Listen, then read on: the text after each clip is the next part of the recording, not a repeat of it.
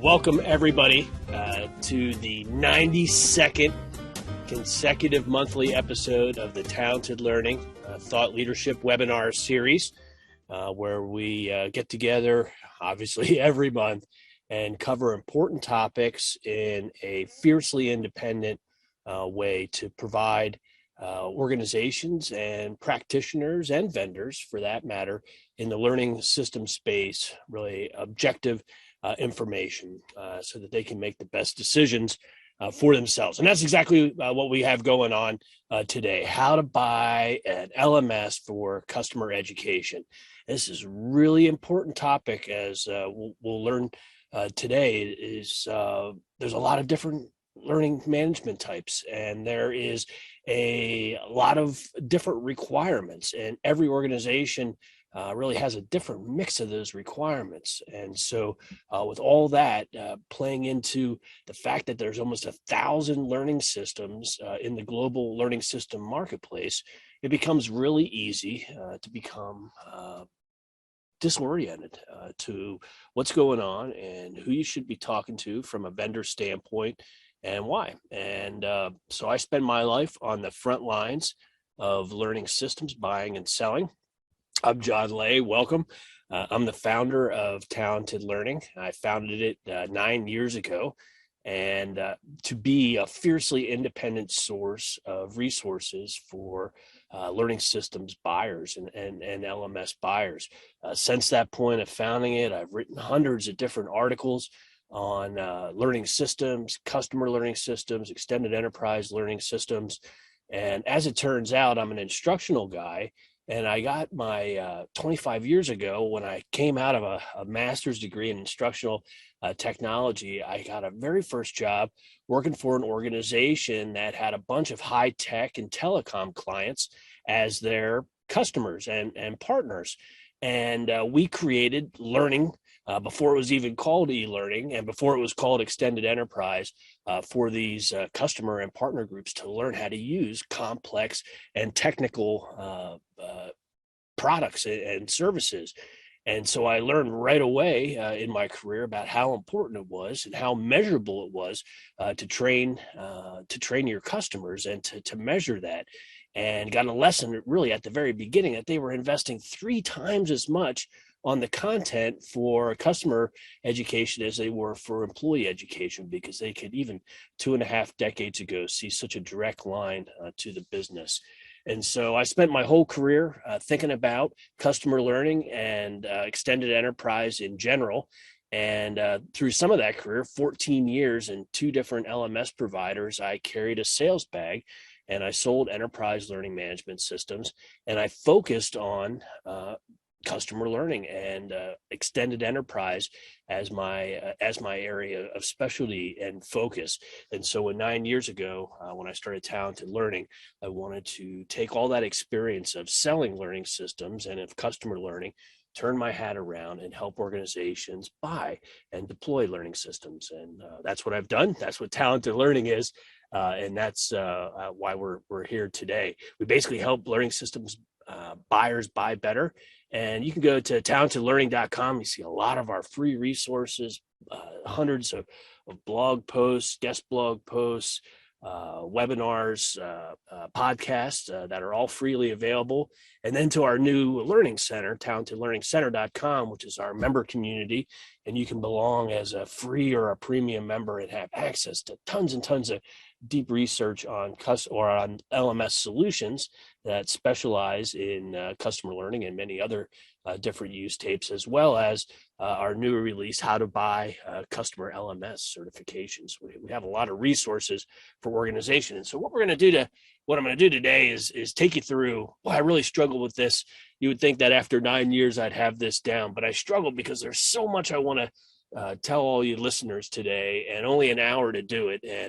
And so I struggle on what was the most important. But this is what I came up with today, is to give you a brief overview, and I mean brief, of the customer education market and what it is and how that translates into LMS.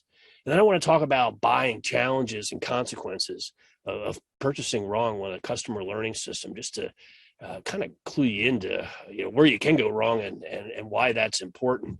And then I want to take you through the buying process that I take all of our clients through while we help them buy a learning system, buy a customer learning system, from all the way from market research until negotiation of what you should do.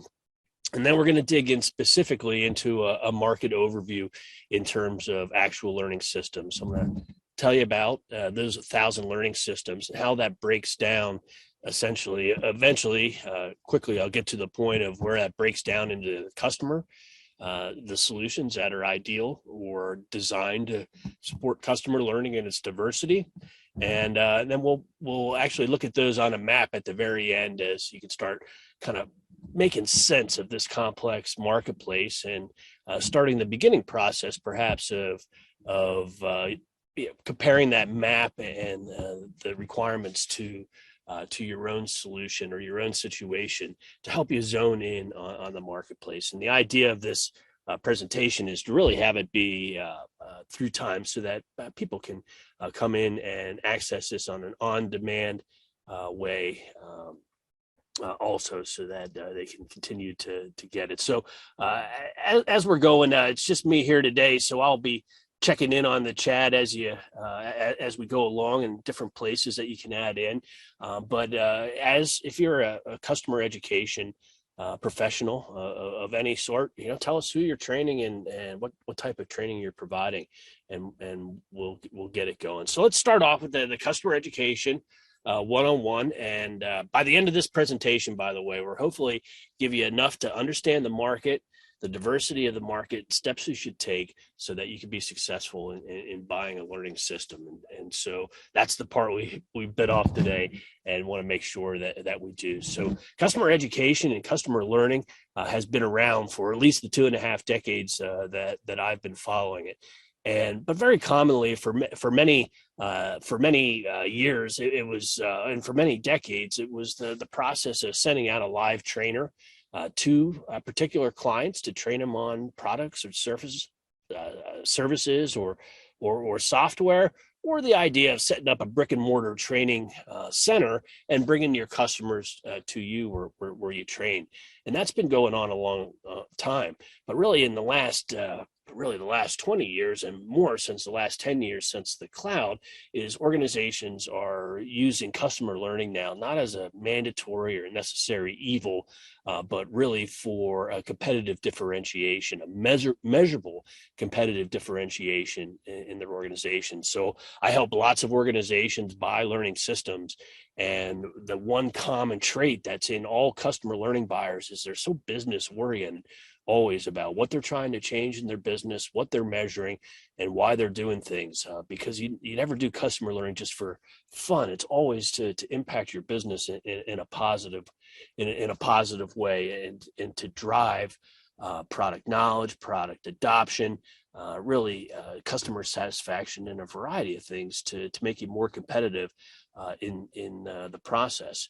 And the benefits are innumerable. But what I see our clients measuring all the time is just one, wanting to improve their brand experience, the competitive differentiation. If you have two equal-ish products, and one has a great education program and one doesn't, that's a competitive differentiation, and why you would choose one organization versus another. And the organization that does have that program, would be wise and will typically tout that, link to it, try to do it in the sales process, in the marketing process, because it is a competitive differentiator.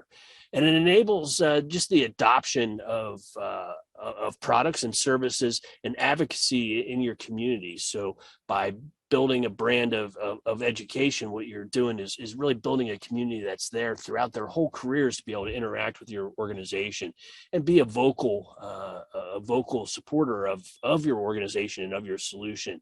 It improves retention and renewal rates. It drives direct and indirect revenues. So direct revenue being the actual sale of content and certifications, but indirect revenue of having smarter prospects or smarter customers buy more often, renew more frequently. All those things drive revenue in an organization. They use it to really decrease the time to value. So when the time where in between when you buy a product till you're actually running full speed and enjoying the benefits of that product, be able to take that and shorten that for all their different customers. And all this, all of these things, and this is just 9. There's probably hundreds of them that I've seen measured over the time. All of these can be measured by just tracking customers who have or who haven't consumed a particular piece of training, and then comparing that with data in a CRM to to see if there's an actual change in behavior. And we'll get more to that on how that itself is a requirement for customer learning systems. But what's cool about the customer learning systems in general now is the application of the whole of learning to the whole life cycle. And so for many years, it was really just onboarding. It seemed like it was you have a new client and you put them through this training so you get them up and running and shorten that time to value. But now what organizations are doing is they're looking at it in, whatever their particular customer cycle is, but here's a basic 4-step cycle of using that education as a way to attract new potential customers and educating them before they become a customer. So it's actually an educated, qualified lead when it comes in, and it shortens the sales cycle, and it allows really a higher win percentage rate when you're having educated leads come in versus just cold leads. But then once they become a client, as we talked about, what's the process to onboard them, get them to that time to value? But most companies, all software companies, everybody training their customers, as it turns out, will have new products, new updates, new releases, new complementary products. So to be able to support that customer over time, either with formal education or the performance support as they need it, is another big application of customer learning LMSs. And then finally, to get to that advocacy stage where your customers are out essentially selling for you by appearing on your broadcast and doing case studies and really advocating for you in a variety of ways. And so what's exciting now in the customer learning segment is that it's not just one of these, it's all 4 of these. And the best organizations are really driving learning throughout that, which makes it, as it turns out, a much bigger than employee learning systems. And so what do you need for customer education? Well, you're going to need a learning system. What is a learning system? Is that an LMS? Is that a learning experience provider, an LXP, or some other type of system? Well, we'll find out. It all depends on what you're trying to do, but you need some sort of learning system that tracks all your learners and all your content and the interrelationship between the two, so that you can assign or make available and then report on training progress with all your different audiences. And of course, you need your content of, what is that training? And so unlike an employee LMS, which makes the assumption that probably 80 or 90% of your content you can buy off the shelf from off-the-shelf providers, training for your employee already exists. With customer learning, 99 to 100%, 101% perhaps, is proprietary content, because very rarely do you see organizations saying, hey, I want to train my customers on Microsoft Office. It's always about the proprietary products and services. So you need the ability to create content of any types or of different types and media and lengths and formats so that you can drive that. So they're the only 2 things that you need. But wow, they're 2 big ones, because the content piece will cover it another, and the learning system piece will continue to dig in to today. So buying a customer learning system, what could possibly go wrong buying a system? I mean, we buy stuff every day, from cars to cell phones, and you do your research. Sometimes there's a little regret afterwards or remorse, but we buy things all the time. So why is buying a learning system so hard? Well, it's so hard because it's so complicated, and it's so easy to think it's all homogenous, that things are all the same, but they're not. They're really, really different. And that's what we're going to dig into right now. So if you've bought a customer learning system in the past, go ahead and say, what was your biggest challenge? As I get into, what I see from our clients saying are the biggest challenges, when I find them as clients and they need help in the process. These are the type of things. So go ahead and enter that in the chat if you want. These are the type of things that I see. So typical questions I have is, what's an LXP? What's an LMS? What's the difference? And, I have clients that are like splitting the hairs on, what is that an LMS function? Is that it's getting bogged down in just the terminology and the jargon. Pam, of course, knows that there's just too many choices. With 1,000 choices out there, who do you evaluate? Where do you start? When do you stop? Do you evaluate 20 of the top 1,000, 25, 200? How do you know if you evaluated 200 that the right one or the best one for your organization is in that 200? So it's really easy to get into an analysis paralysis type situation where you just don't know where to stop and start. But as a recovering LMS sales guy, the last thing you want is a bunch of me's, former me's anyway, calling and following up with you. So if you talk to 5 vendors or 20 vendors, that means you're going to have 5 different salespeople or professionals that are 20 different sales professionals generally trying to track you down, get updates, provide value, do all those things. And so it becomes a full-time job just managing the sales. The sales process. How do you convince your company, your organization, that you actually need the customer system, and how are you going to get budget and funding for it? Can you use the biggest question that I get is, can we use our employee LMS? Can we just expand that out? These are all different questions. What are the best vendors for education? Somebody here is saying, who is that? Teresa, less than 10 vendors support education as a business. I think there's more than that based on what I've seen. And we'll show you that in just a little bit of the types of options out there in these organizations. So there's, as it turns out, there's a lot more than you think, which makes it a great opportunity and a challenge also. But in addition to all those different vendors that are solution out there, another reason that it's difficult is there's a steep learning curve in technology, jargon, and vendor options. Online learning, all the terminology that's associated, from micro lessons to VILT and ILT and adaptive learning, personalization. There's a lot of micro video-based learning, sales-based. There's so many different jargons and features, and social learning, and gamification, and awards and badges. And so if you don't live your life in it, or you're not thinking about this all the time, it's easy to fall behind, and it's difficult to catch back up. Once you're up, like everything else in life, you can stay up to speed on it, but it's easy to get out of speed, especially if you bought a system, you spend a few years deploying it, using it, you don't look around anymore, and it's easy to fall behind. And so that causes a lot of confusion. It also causes, there's no place that you can go, maybe Talented Learning perhaps, that tries to create a common vernacular on learning systems, features, and functionalities. So what you'll also find is that because there's no common vernacular, some vendors might call it domains, some might call it organizations, some might call it grouping, some might call it portals, some might call it microsites. But essentially, they're the same thing, an area for a particular type of user. And so that jargon problem provides a lot of misunderstanding and ability to buy wrong. And if you just look at the trade shows, or you go to the virtual trade shows, you'll see a lot of LMS vendors that are big and flashy, but are they the best? Or are you paying for them marketing? And what about their use cases? And where are they really strong? And so all of these are problems. And so what happens if you buy the wrong LMS? You're the one that gets the 1 or the 1.5 star learning system for your particular needs.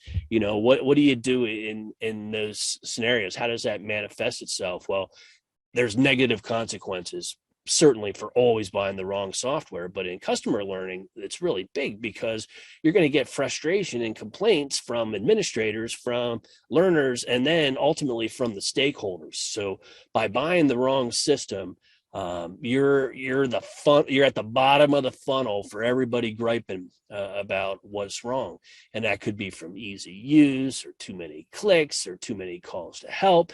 All those things are manifestations of buying the wrong system.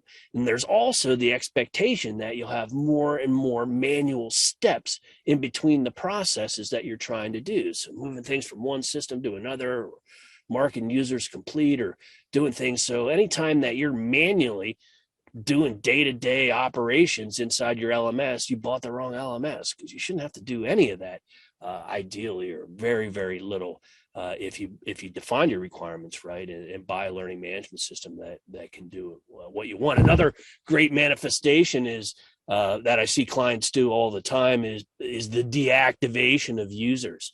I mean, who's done that? I bet you definitely somebody on this call has deactivated users because the way their license model works. So the license model of the vendor just doesn't align up. It misaligns with how you do business or how your customers would interact with your LMS, so that you have to, in a manual way, activate and deactivate users to make sure that you don't pay an exorbitant amount of money. So that misalignment is another consequences. But without a doubt, there's potential job loss and career impediment. And so you buy the wrong customer learning, you buy the wrong employee learning system. I mean, that's not great. You buy the wrong customer learning system, you've got exposure all the way from executives to learners. And one thing that's not going to happen is you'll now get put in charge of buying the next system. And it is not uncommon. And I've seen it very often where people lose their job over that, and the team gets replaced. And a lot of times my clients are the new team that's coming in to try to fix the mistake of the old team that all got fired because they didn't go through the steps that they needed to buy a system. So that's what happens when you buy the wrong system, and what we want to try to alleviate.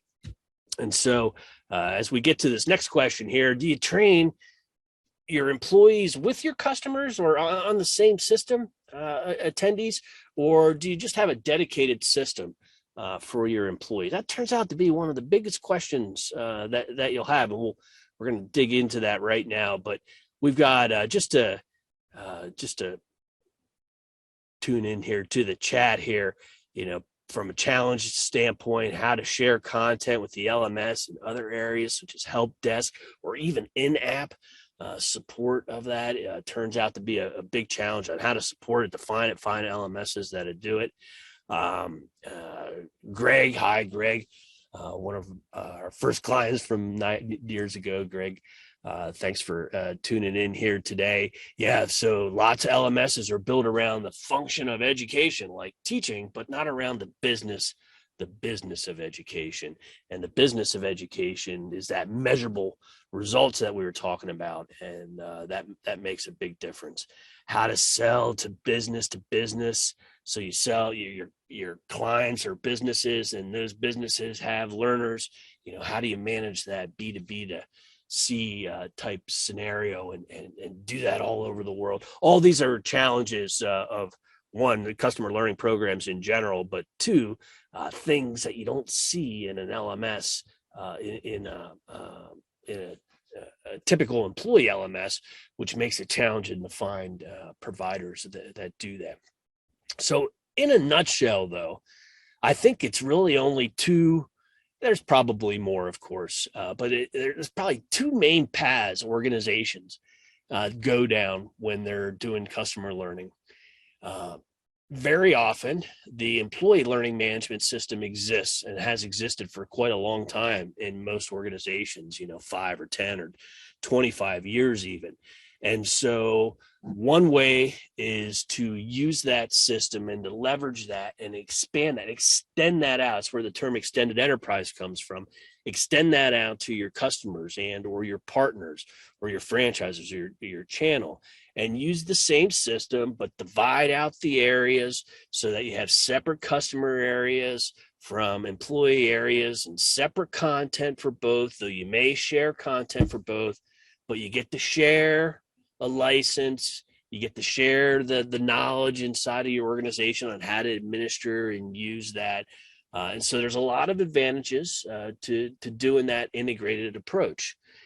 Typically, that's being driven by HR training that's extending out. But if not, and there's different customer service or sales or channel sales, different groups of the business units that want to use that system, then the best organizations form a learning council or a learning systems council so that they can put the white lines on the road on how you're going to use the system, what the standards are going to be, and so forth. So that integrated path is a solid path. But there's a challenge there.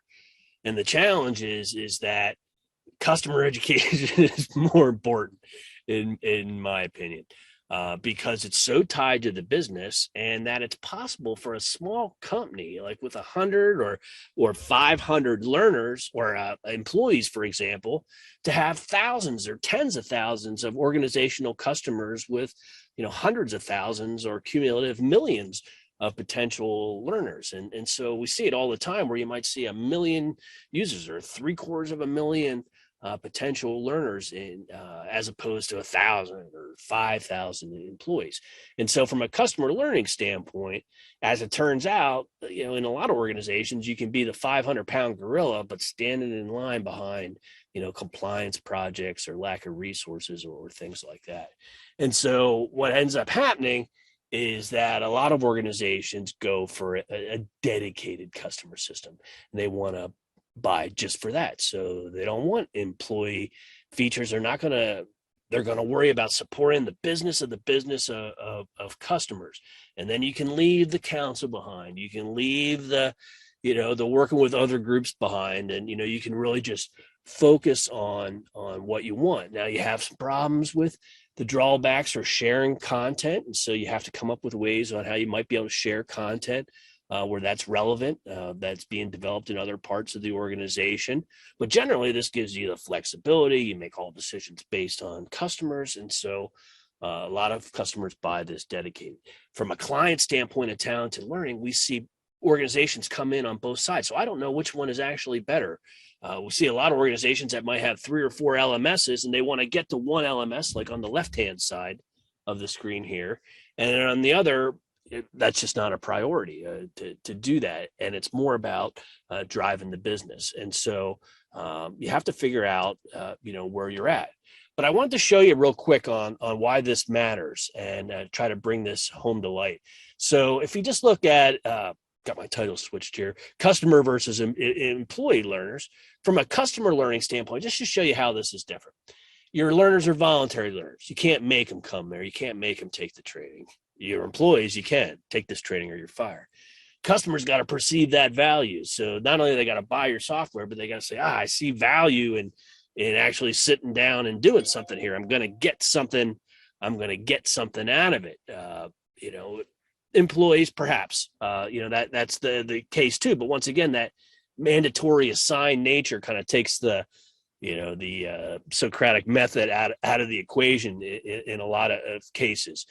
Customers, they have lots of options on what they buy and really where their content particularly comes from, what type of content they want, where employees basically get all their content generally from the corporate LMS. Customers come in from many different unknown access points, all different devices, all different parts of the world, all different single sign-ons even, where employees all come in from, usually one single sign-on, one point of authentication. And so there's a big difference there between the systems. And customers, it's very adaptive based on what you purchase or potentially purchase. And the integration is with a CRM, where with employees, the big focus isn't what you purchase. It doesn't even matter. It's really on what training you're need to take from a compliance standpoint, what's mandatory, for that organization to stay within regulations. And the main integration is with an HR system, not a CRM. And both, of course, care about the content. And no matter what type of LMS it is, you care about the content. So those type of features on the type of content seem to be the same for customers, employees, and other initiatives, but all these other things are different. So how does that matter? I'll go fast. So we talked about LMS features. Well, in customer learning, we want things like remote content. We want to give our content to one of our customers, but still keep track of it and be able to update it. We need, because all of our authoring or all of our content generally is proprietary, as I discussed. Integrated content authoring is really important. Being able to use your LMS to create content, kind of like an authoring tool, and create learning paths and curriculums and certifications and do that all within the LMS, where that's not as important in employee systems. Plus, employee systems are driven by HR and they want to use authoring tools that are third party. But in customer learning, a lot of times they don't want to go through that extra step of now finding an authoring tool to work with your LMS. There's the e-commerce portions, the e-commerce behind the e-commerce of selling to businesses with individuals. That's more than just selling to them in e-commerce. A lot of times that sale happens outside the system and it's got to come through the CRM, set up a new customer, upload their users, provide a specific portal for them to access that. That's just for their organization, provide dashboards and organizational views for the owner of that particular customer, both from the selling organization and from the buying organization. All that are things that you don't need in an employee system, but you need mandatory compliance and be able to keep track of who does what across 50 states and multiple provinces and different countries. You got to be able to define skills and competencies. You got to worry about employee onboarding in this thing. It has a lot more forms and things you have to fill out versus a customer board. You worry about things like goals and goal management, performance management, performance appraisals, and manager employee functionality and manager reviews and manager approvals. And that's just from a feature standpoint, very different. And the same goes with integrations. For customers, it's CRM, customer support and service type applications, e-commerce taxation, that remote content. But for employees, it's HR, it's third-party content, Open Sesame, easy single sign-on integration with talent management. So the integrations are different. The professional services are different. So for both groups, you can go all the way from self-service to, get a lot of hand-holding. But from a customer learning perspective, there's a lot less self-service because you need help developing the content and publishing the integrations and getting the guidance of the system and creating mobile apps and things like that, providing end learner support, not just administrative support, actually managed services, so that the vendors are actually running the day-to-day administration of the system. But employees, you don't see any of that. There's no managed administration. It's basically, you get an implementation, you get the integration, you get a little training and administrative support, and those are, would be the max of what you get from a professional services. And then finally, with the business model, you can, with customers, you might have 1 million customers, but only 1,000 or 100,000 take training this month or this year. And so just paying for what you're using, no matter how big that population is a whole lot different than employees, where you actually have to say, yeah, John Lay gets a license and Bill Shine gets a license. And all the, as you're an employee, as you get fired or, you move on or retire, that license opens up. But that mismatch is different on just how you count for usage. And so depending on whether you're an integrated solution or you're a dedicated solution, guess what? If you're a dedicated, all of those requirements that I just showed you on the left-hand side hold true. And you just need to buy the requirements, the solution that focuses on just customer learning or the business of the learning. But if you're in the left-hand side here of the integrated type scenario, well, guess what? You have to buy an LMS that does both of those things every time. So it's got to do all the employee and all the customer learning and all the integrations for customer and all the integrations for HR and for employee learning. And you got to have the services that are for both and the both license models. And so when you're buying on the left-hand side, it's a different, so here's the takeaway. When you buy on the left-hand side, it's a completely different set of requirements. And as it turns out, vendor options that are better than if you're buying on the dedicated. And if there's one good takeaway from today, it's to figure out which camp you're in, because that's a great way to take that 1,000 and now get down, as you'll see, to the 10 or so that do it. So how do we do that? at Talented Learning. So as you know, as I competed in probably 500 different learning system processes when I was working for those two different LMS companies for 14 years, and what I found through experience is that there was all different kinds of buyers, from terrible buyers to absolutely great buyers. And I got interested in what was making the great buyers great. Like, what were they doing that was so different than the terrible buyers? And terrible buyers very often would evaluate mismatched systems and then buy the closest match based on the mismatched systems that they approach. Where experienced buyers went through a formulated process of steps. And when I founded Talented Learning, I created this 9-step buy-in process. We've helped, physically on major projects here, helped over 100 organizations go through these same 9 steps time and time again. And recently, what we just published on Talented Learning is we've put these 9 steps on. You can get to it right from the top menu bar on the buying process. And for each of these stages, we talk about, and we've got all kinds of resources that you can use to help you get through these stages.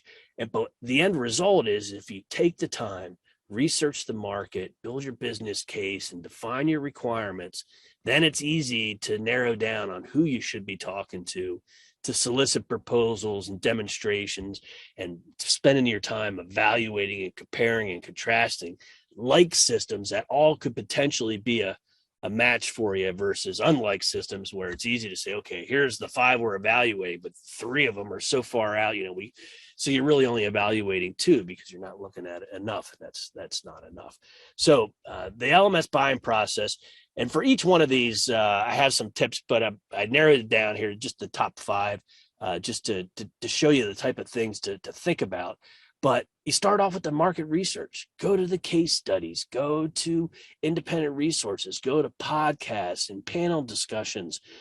Those are a great place to hear clients talk about what they're doing, the challenges that they had, the solutions that they employed, what worked, what didn't, get advice.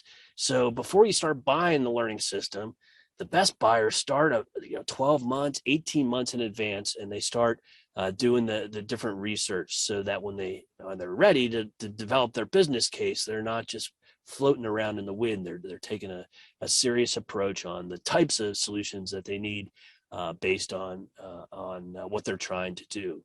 And you take all that research, then tip 2, and I'm preaching to the choir in this case, because I almost have no clients that come to me with customer learning initiatives that don't have a business case already. But in case you're in that group that doesn't have a business case, you need a business case.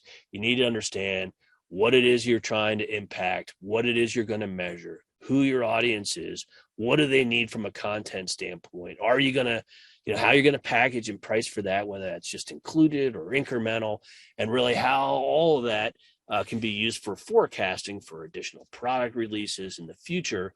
Because since you're measuring everything, you can now start predicting in the future the impact on the business. So create that business case. When I went through today and I showed you the difference between customer employees in terms of functionality, integration, professional services, and business model, what that's based on is that there's really 5 different types of learning system requirements. And the best buyers for customer learning or for any learning system realize that it's more than just a spreadsheet that you download from a vendor site.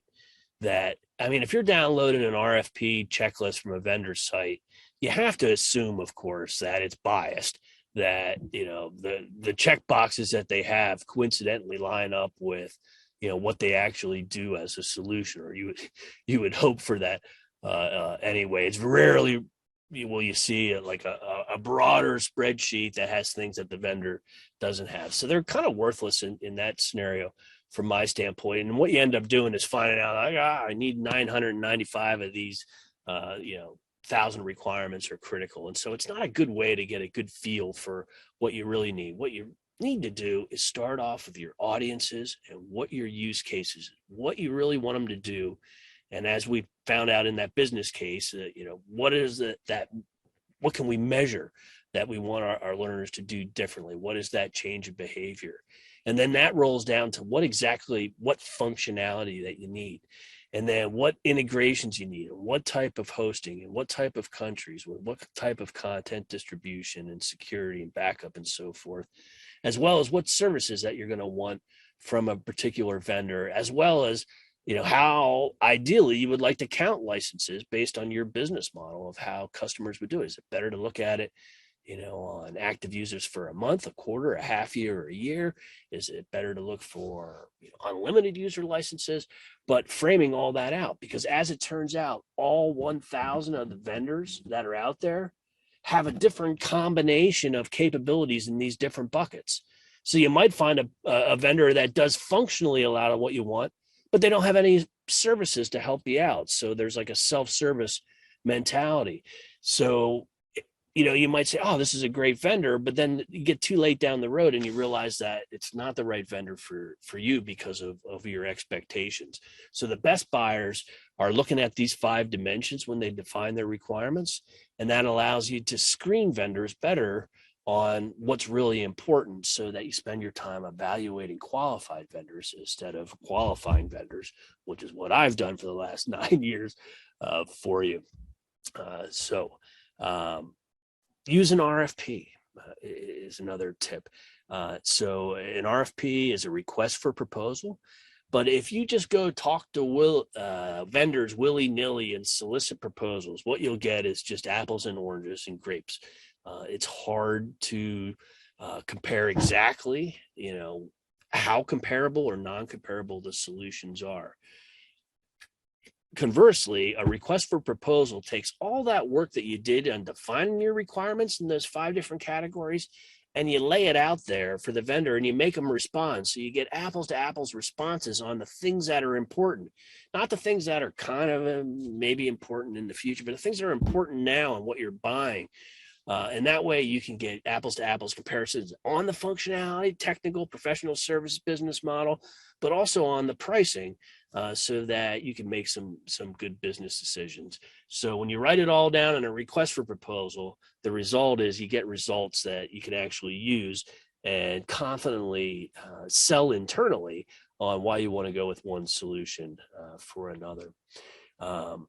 In a similar vein, if you just let vendors demo anything that they want to you, then they're only going to show you the absolute best stuff that may or may not be aligned with what you're trying to do. So another tip here in that sales process, if you're talking to the right vendors, just like in the RFP, if you want them to respond to all things equally, in the demonstration, that's the best practice too. Take your 2 hours or your 3 hours or whatever time you're going to allot, and ask the vendors to see certain things based on the use case, based on the things that are really important and critical, and make sure that the vendors know that you're going to be grading them on that, so that they don't just show what they want, but they show what's really important. And that's a way, like if you got, if you're talking to, some of the older vendors in the marketplace, like a Cornerstone or Saba, I mean, they can do like a quadrillion different things. And so you got to focus them. If you have any chance of being successful, you got to get them on the quadrillion things down to the 1,000 or the 300 things that you really need, and get them focused. And so a good RFP and use case demonstrations is going to do that. Make sure you make some reference calls, because what you want to find is you want to talk to clients that are like you, that have your challenge, that have programs like you, that have your size or your country or even your industry, so that you can understand the limitations of or how best to work with different vendor solutions. And so all of those different slides, if you go to talentedlearning.com, on the main page here on the buying process, you'll see the 9 different ones. Each one of those has a page. And for each one of those pages, we have like free resources and premium resources that you can use to help get you through there. Checklist for your requirements, things that you should consider. So it's out there for the public, and lots of it is freely available just to help vendors. So 45 minutes. A lot of times I have a co-presenter and I don't talk straight like this. but it's going fast through here. So I hope it's of value here as we talked about, a variety of things from the business case to what can go wrong to how it's easy to confuse vendors and think about requirements to the two different approaches that you can take with customer learning. And now let's get down to brass tacks here and look at the learning system. So since I founded Talented Learning, so what I started to do is I went to an alphabetical list of learning systems, and I started with the A's in a very uncreative process, and now I'm well into the 200s of different learning solutions that I evaluated. What I do for each one, because I'm a recovering LMS sales guy, I think, okay, if I was working for this particular company, could I sell it? Who would I sell it to? What are the unique differentiators? How can I stand out in the marketplaces? How I'm evaluating these companies or vendor solutions, and I went one by one now over the years, and have used all that information to try to make some sense of why there's so many learning management systems out there. So if you Google learning management systems, you'll see some subset of this. Everybody is, every one of the marketing departments here is trying to do SEO, per pay-per-click and natural SEO around the same keywords on best LMS and LMS for this, that, or the other. And so, from a Google standpoint, Google isn't anywhere yet in terms of, I think, providing value and trying to sort through that learning system or that marketplace.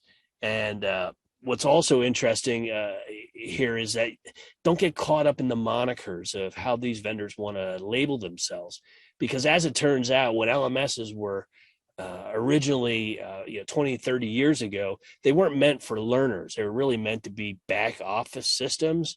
And so only administrators would really be dealing with them.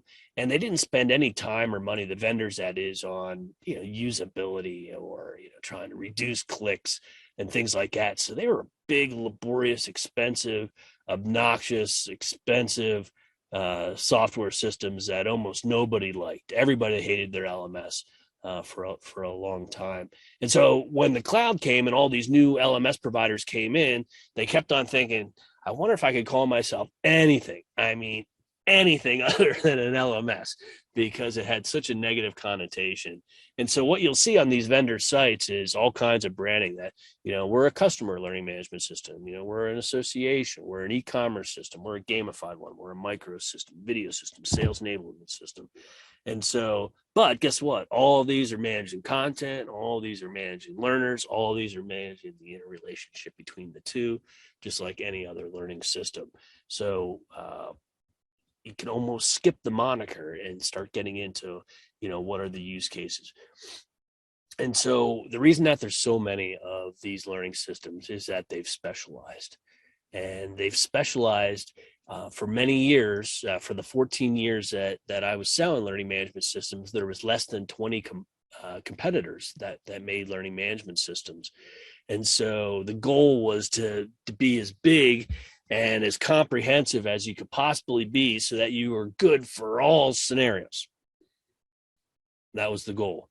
But with the cloud, smaller vendors could enter into the marketplace with a lower bar of entry or barrier of entry.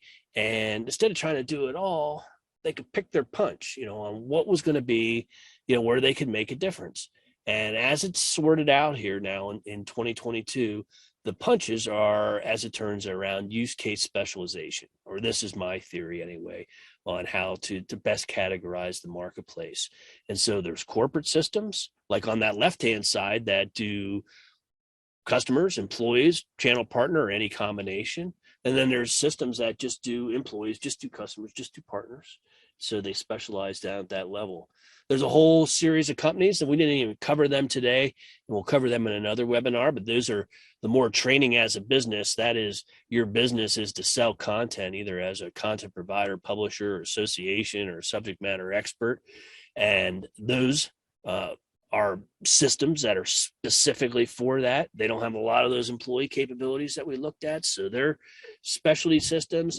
And then there's the specialty systems in academia, from what our kids are using in K through 12 to university to continuing education and vocational and technical schools and things like that. So all of these different areas are different types of learning management systems, and in each one of these bullet points there's different competitors that fight for that particular space. And so the trick is to narrow down. So there's a lot of different types of learning system providers. There's a lot more than the 7 that's listed here. You could split the hair to 20 different types, I think, pretty easily, or even more than that. But what we tried to do here is come up with something that was manageable, and manageable is around the 7 different types.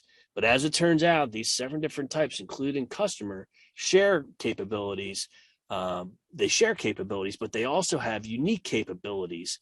And the unique capabilities is where all the innovation is happening. And what you need for customer that's not needed for these other areas, that's where the innovation is happening. And so what's another way to think of it is almost like a starburst, where LMSs all started off very similar. With each day that goes by, it's like a supernova star exploding out in different directions, with the innovation and the creativity coming on the edges. And so what I would predict is, as years go by, it'll be impossible to use some of the more specialized systems for others. But what's kind of confusing now is, because you're managing content and learners, it's possible, not optimal, but it's possible to use like an employee system for customer. You just have a lot of limitations, but that's going to go away. And then you would never do that, just like you wouldn't drive a truck if you wanted a car. It's the same thing. So who are the corporate generalists? So the generalists are the ones that can support employee, can support customer and partner, or any combination of them. And so systems that we see all the time winning in this space would be Docebo and Absorb, Brainier, providing a little more services, and CD2 Learning are kind of some more up and comers. Shooks is everywhere right now, is a real powerful franchise system, and moving into a lot of different customer applications. Talent LMS is a low-cost provider. In this list right here, there's everything from free self-service, go and get a free trial, like you can with like Tovuti, for example, or Talent LMS. You can get a free trial, all the way to the other end, which are, you got to go through a big sales process to even engage them. And that would be, your Cornerstones, SumTotal, or Saba type applications. So a lot of these applications started off as employee systems, and they've kind of moved in to learning systems. And they're good if you want to integrate those in.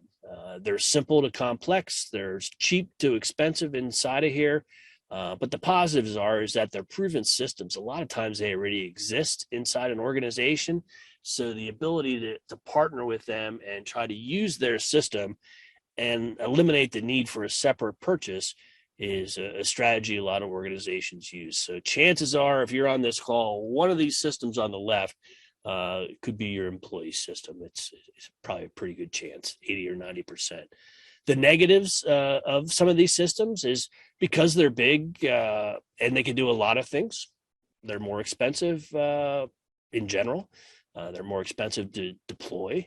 They're more expensive to maintain, essentially, because you have a lot more expensive to train people and administrators on. And because they, not all of them, and to different degrees, so I hate to paint everything with one brush, but because they come from, they do a lot of different things, their shtick is not the innovation in any one particular area. The innovation is typically those things that can go across their different use cases, versus that starburst integration that I talked about before. So what you'll find is that these generalists typically see what we'll see in a second, what the specialists are doing, and then it comes downstream into building out these generalist systems. But I think the biggest negative about those in general is, if you are purely customer focused and you don't have any other audiences, a lot of these companies have to spend their research and development across a lot of the different use cases. So you're only getting a portion of that research and development, which means that you're not necessarily moving as fast as you could potentially with as with corporate specialists. So the specialists, none of the companies on this list focus on employee solutions or even take employee solutions. They generally disqualify themselves if it was an employee LMS situation or it was an employee and customer learning. That would be something that they would typically walk away from because they don't have and they don't want to have that capability. The thought industries is probably the highest end on pure customer learning. NordPass is a customer learning. It's gaining a lot of steam. Crowd Wisdom is winning all the time in corporate learning. NetExam is just a phenomenal system all around training your partners and customers, but they have such partner-focused innovation in there. WebCourseWorks also with customers, associations, and partner channel. Extension Engine doing really high-end custom stuff, and SkillJar and Intellum and Strigo are all names that are kind of on the simpler side of customer learning, but they're all focused KMI learning, Latitude learning on the same thing. And these systems are best when you're looking for a dedicated solution, when there's non-employee components, and that you want professional services. Almost everybody on this list, provides a healthy dose of professional services as part of their solution, including content development in a lot of cases. And the organizations on this list, chances are, have 80 or 90% of their clients have similar use cases to you. If you're buying right or if you're in a dedicated. And as a result, every dollar or every euro or whatever they spend on research and development, 100% of that is applicable to you. So it's innovation, things that you can use in the future. Some of the negatives are these are the smaller companies on the list. So since they're growing smaller, they're more focused. So, they're not going to have 3,500 clients like Cornerstone. They're going to have 35 or 350, for example. So those are the corporate specialists. And the last thing here is we're rolling out our new vendor maps here. After all these years, I've never mapped it out for some reason. And so went through the exercise here for this webinar, and we'll be publishing add-ons to this concept here with our 2022 vendor survey that'll allow us to even get more granular. But the idea is that you could either be more complex and less complex. And more complex would be more audiences, employees and customers, more countries, more types of content, more single sign-on, more integrations. And less complexity is the exact opposite. You do things, your audiences are homogenous. You roll out a little bit of content to, a lot of people, but it's straightforward. There's not a lot of variations. And then corporate generalist on the left-hand side are those organizations that can do, as we've been talking about all day, any combination of employee, customers, partners. And corporate specialists have just chosen one of those, primarily external. I don't have employee really specialists that I'm tracking. And so just to take those solutions that we were looking at on the previous page, if you need to do multiple audiences and you're on the more complex side, you want to be looking at organizations like Docebo, Totara, Shooks, LearnAmp, Tavuti, Cornerstone, for example, Saba. I list them both up there because they're still selling both solutions. Or if you're doing, you're small or medium-sized business and you want to do all three groups, but you're keeping it simple and, it's single point of ownership, then you want to do, smaller companies could be like Absorb or Brainier or SAP Litmus, not a small one, but smaller straight level solutions, Fuse Universal from London, Talent LMS and Learn Upon, doing some pretty simple things. Paradiso for a real kind of cheap system I probably wouldn't buy. If you're a corporate specialist, that's you're focusing on just one of those external use case scenarios. You could do SkillJar, NorthPass, BlueVolt, Strigio, Intellum are all options.